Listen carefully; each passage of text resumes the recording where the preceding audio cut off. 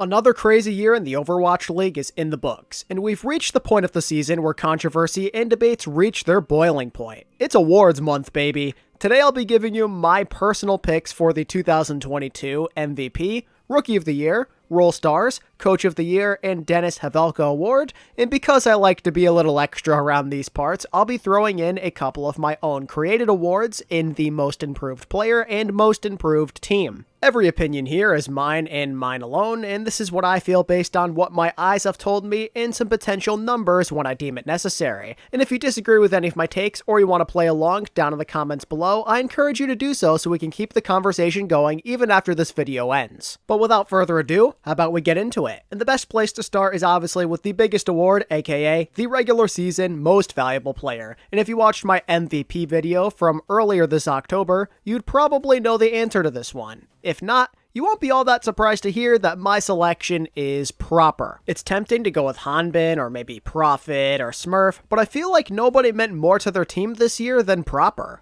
Sure, the Shock failed to capture any sort of tournament championship, but man, it's crazy to think about where the Shock would be right now if it weren't for Proper. Everything they have planned this year has been centered around him. When considering all of the other MVP candidates, they sometimes do share the spotlight with somebody else, but Proper pretty much never ever shared the stage this year, and as the season has gone on, the Shock have only become more and more dependent on him. And with those resources he's been given, he's put out one of the greatest individual seasons in Overwatch League history. Numbers don't mean everything, but he absolutely destroyed the competition in this regard, having the best final blow to death ratio in the league, and a lot of the top damage stats overall, and some of the best per 10 stats as well. There's nothing he could not do, as he was getting all of the kills every single game. He started every match for his team this year from start to finish, while helping them win over 20 points and clinching the 2 seed in the playoffs. His success was for his own legacy here at the start, but also the success of the team around him. He carried them so many times across a lot of different heroes, and in spite of the criticism he's gotten for never winning any tournaments, he was usually why they got super far in the first place, or even had a fighting chance. Think about all the matches they squeaked out, or the tough ones they ended up losing. Usually the failure came down to him not being able to carry hard enough, or just not getting enough resources.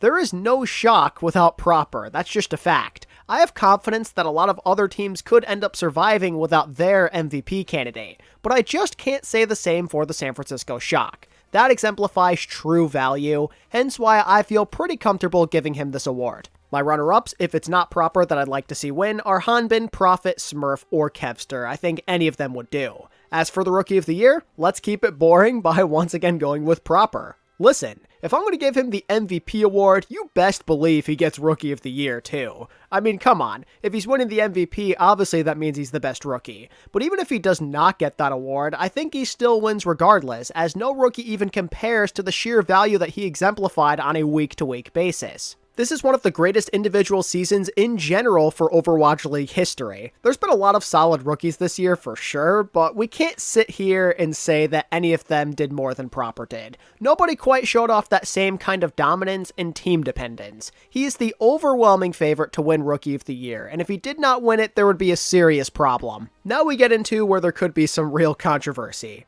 Role Stars. The league only gives out 4 per position last I checked, so there's bound to be a few snuffs that really could get your blood boiling. Let's start with my damage Role Stars. Now, Proper is here for obvious reasons, he's my MVP, but joining him will be Kevster, Lip, and Prophet. It's worth noting that these other 3 are also MVP candidates and have generally been the best at their position from start to finish. Each of these guys are well-accomplished tournament winners, leaders on a playoff team, and have insane numbers and feats to back up their superstar status. I saw Prophet as the lead guy on the Seoul Dynasty this year, who helped them get off to a hot start and then finish the year on a pretty strong note. He was a league leader on both Genji and Tracer, aka 2 of the most played damage heroes in the league, and he had a crazy number of clutch feats in big situations. I mean, I'd argue he was the most clutch player maybe besides like Proper or Hanbin.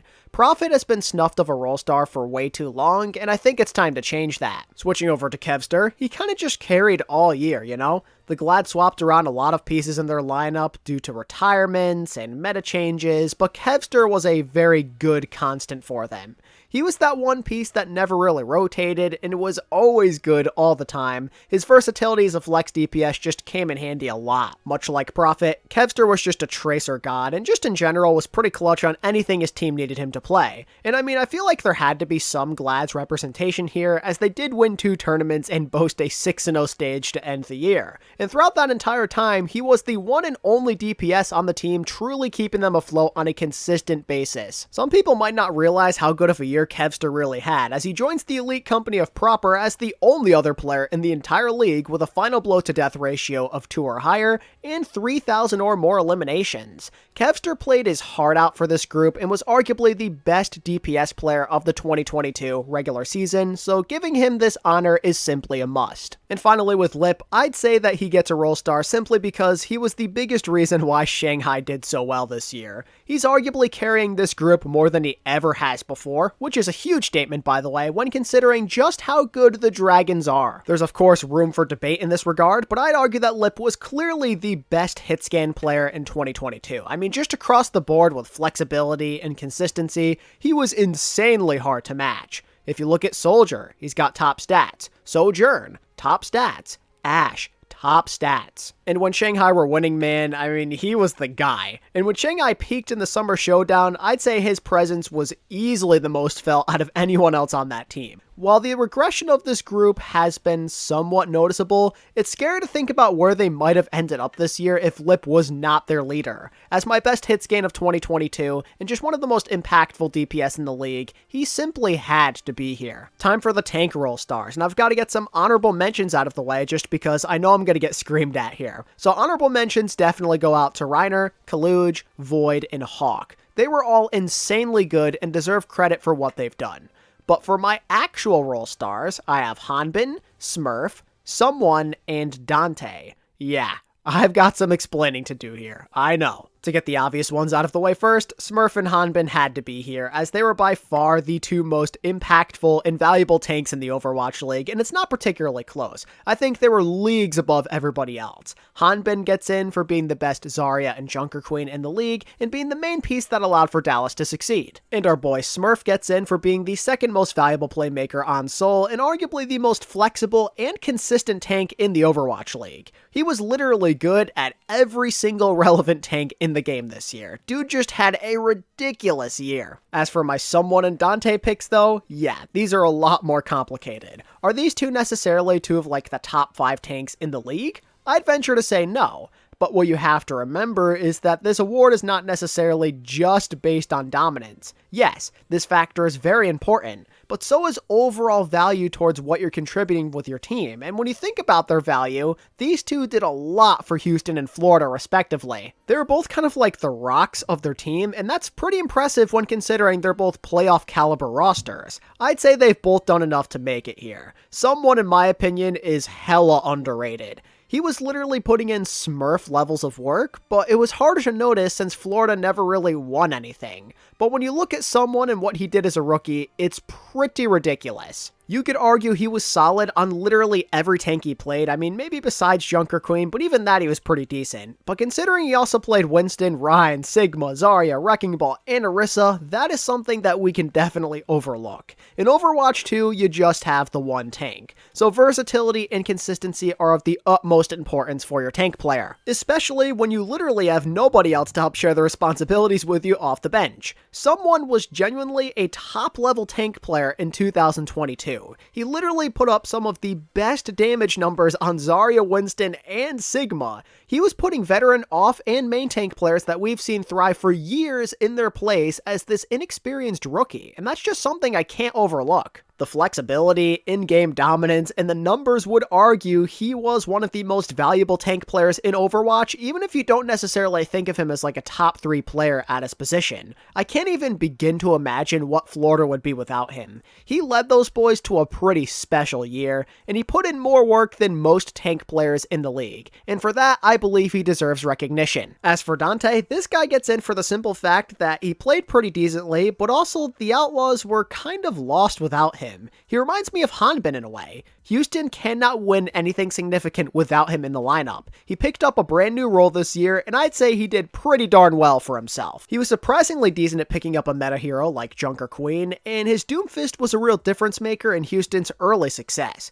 It was a strat that was not all that viable for most rosters, and in fact I'd say that Doom was seen as the inferior dive tank. But Houston always found a way to make it work because Dante really was that explosive on him. I'd argue he was the clear-cut most impactful Doom in the league. And it's really impressive that with his limited repertoire, that Dante's leadership meant so much to one of the highest playoff-seeded teams in the league. They could not seem to win ever without him, even if that meant they couldn't play some of those meta heroes like Winston, Sigma, or Reinhardt. Dante's not a traditional tank player, so playing around him is maybe a bit more challenging, but him and his team found ways to get around it, and I'd say he ended the season on a relatively strong note with some surprisingly solid Zarya and D.Va performances. When I look at other top teams, it often feels like their DPS or supports are the main thing that holds them together. There's very few teams who benefited more from their tank player than Houston, and with that kind of impact, I feel pretty comfortable giving a role star to Dante, even if it means I likely end up getting some hate. And lastly, as we look into support, I went with Fielder, Shu, Vindime, and Finn. Shu's getting the nod here because he's the only support player in the MVP race this year, so in the league's eyes, technically, he was the only healer who had enough impact to really be considered most valuable. And while I maybe disagree with him being the only support player on the ballot, the fact that he was speaks volumes to just how good he was. He was a god on just about everything he touched yet again, and it's obvious how much better the Gladiators are with him thanks to how they played without him during the Summer Showdown. The Glads won multiple tournaments in large thanks to all the heavy lifting he was doing. He may not have gotten the same attention as last year, let's say, but he was still one of the most amazing support players that this league has to offer without question. And I have similar praise for Fielder, because in my opinion, this guy should have been in the MVP conversation. He might have been the most consistent support player in the league, as he led the league in healing for a second consecutive year, and kept that aggro team of his alive while outputting some really high efficiency performances. I mean, the stats just remain consistent across the board. He's always at the top of the leaderboards, and this year he pushed what it means to be a flex support to new limits as he was able to master Brigitte in a rather short amount of time. It's not a stretch to say that he was one of the better break players in the league during the Junker Queen meta. Sometimes he just doesn't get the credit he deserves, and I won't stand for it. I'm a sucker for big-time playmaking, but also high-efficiency support players, and that's exactly why Finn is also going to nab a spot here. Honestly, I think he might have done it even better than Fielder did. He consistently had a high pick rate with very few deaths on Zenyatta, and then with his Ana, he hit a lot of key cooldowns on a pretty regular basis, and he also picked up the Brigitte and found mild success with her. He was just a versatile option for the Shock and a reliable secondary playmaker that maybe doesn't get as much credit as he deserves since he does play on a team with Proper, because he was arguably the second most valuable playmaker they had for sure. Support didn't get as much love this year, obviously, but it's pretty clear that Finn is one of those guys you have to pay attention to, so for that he's going to earn a role star. But he's not the only rookie to discuss here, as Vindame also is going to make my cut. This list was lacking in main support, and there genuinely were some really solid options this year, be it Chio, Lee Jae-gon, Violet, Funny Astro, etc. The list goes on and on. But when I think about consistency and stepping up in a huge way, my mind always goes to Vindame. Forget about being good for rookie standards. From a general standpoint, he was one of the most consistent main supports in the Overwatch League. He plays with the exact style that we've seen from Lee Jae-gon and Funny Astro in years past. This really aggro but intelligent playstyle. He dictated the tempo really well and put a lot of extra pressure on the enemy team while being practically unkillable.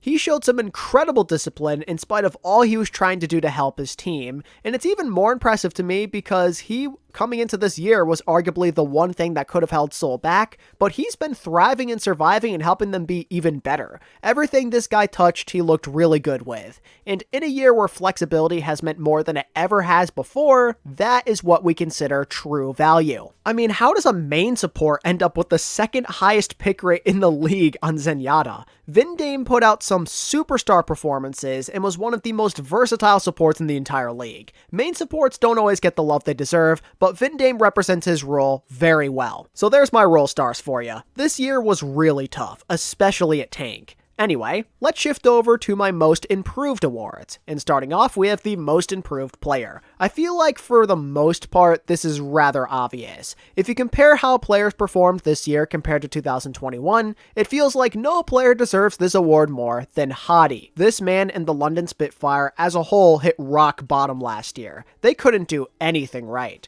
And coming into this year, I think for a lot of us, the same was expected out of him. I mean, Hadi originally got kicked off this team for crying out loud. He didn't just have to prove himself to us, he had to prove himself to his team all over again by retrialing for them. There was very little hope in this guy to turn around his career, maybe outside of his diehard fan base. But then he comes into this year having to reprove himself in every way imaginable with little expectations on his shoulders, and he becomes an absolute Giga Chad. While I personally wouldn't go as far as saying that he was a top-tier tank player, his presence was certainly felt consistently, and he was definitely a star. And when compared to last year, when pretty much nobody was even talking about him, that's a drastic improvement. He was a very respectable player in 2022. I mean, London's rush comp is easily the best in the league, and it's largely thanks to how they play around his Reinhardt. He showed off so much confidence on this hero, and the skill even translated into the Junker Queen meta. He was the key piece and leader for this London team, as they often designed their game plans around his aggressive playstyle. And I mean, even though I disagree with it, the fact that he got an MVP nomination shows just how much of a jump he truly took. Speaking of Hadi and the London Spitfire, they're actually going to be winning my other award, aka the Most Improved Team. It's pretty hard to make a case for anybody else. This team won just a single game in 2021.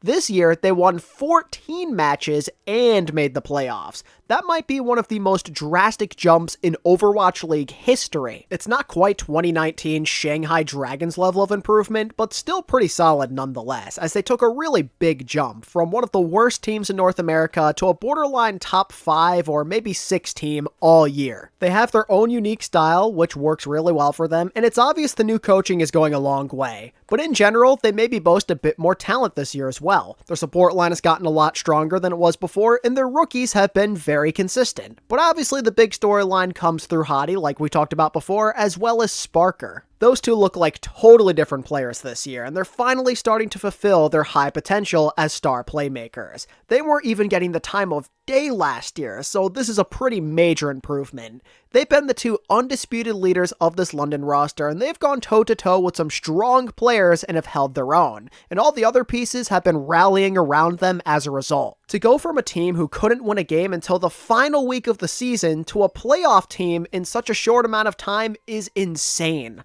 London have been a very fun underdog to watch this year, and they deserve all the credit in the world. Next, we're moving towards Coach of the Year, and this one honestly has a lot of good choices. You could go with Rush, Krusty, Face, Toby, maybe even Christopher. As for my pick, I'm going with Krusty, as while the Shock themselves didn't win any tournaments, they still are a contender at the end of the day. And this comes in spite of practically starting from ground zero again. And talented roster or not, they were mostly rookies still, and Krusty came in and led them to a top record in the league. This year, Krusty has truly demonstrated just how good of a coach he really is. He showed that he can adapt and make anybody around him look good. No matter how many revolving doors there are, his good coaching and success always seem to remain a constant. It's one thing to be a contender with a team you've coached up for years, but it's a completely different story when you're staying at contender status still with a way younger team with way less experience and a brand new game with different philosophies.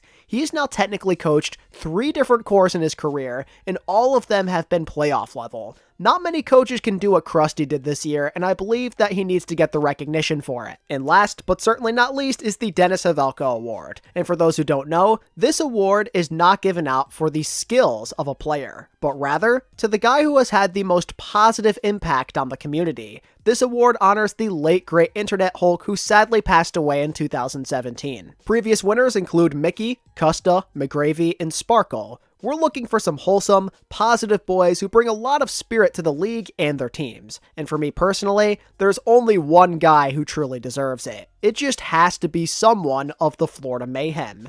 No player had the same energy and positivity as this guy. He was so wholesome. His reactions to winning big games, as well as his smile and generally positive attitude, makes him the perfect winner for this award. He could often be seen getting hyped with his teammates for a big win and doing fun dance moves to put a smile on the viewers' faces as well. He exemplified everything that it means to positively embrace the spirit and joy of competition. He simply loved to be there and play the game with his teammates, and in a community that can often be very toxic and full of overconfident competitors, someone is a nice refresher who brings a lot of light into the community. I absolutely love the positive impact that he has left on the league as one of its newest shining personalities. He's a great teammate and an even better person. Give him the award. He deserves this. Anyway, that's all I've got for you. Those are my 2022 Overwatch League awards. It felt good to make one of these again. It's been a long time. I know not all of my opinions are going to be agreed upon, but that's totally okay. If I help spark some conversation, then that's more than enough for me.